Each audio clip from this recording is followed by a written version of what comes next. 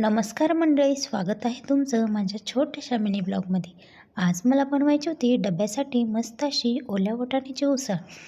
छान असं मी इथं वाटण करून घेतलं. थोडंसं खोबरं, आलं, लसूण, हिरवी मिरची, टोमॅटो असं मी छान असं वाटण करून घेतलं.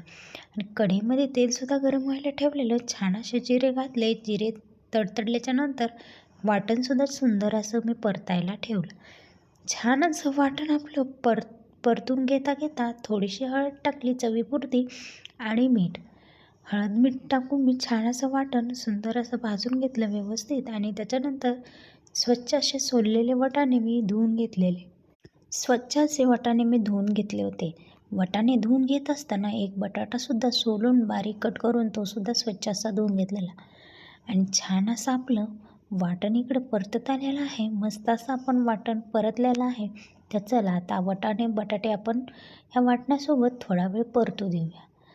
हे पहा, वाटणाला अगदी तेल सुटायला लागलेलं आहे तोपर्यंत मी परतून घेतलेलं. आणि छान असं बटाटा मी स्वच्छ धुवून कढईमध्ये घालून घेतला. मस्त असं आपलं बटाण्याची भाजी आणि छान अशा चपात्या करायच्या होत्या मला.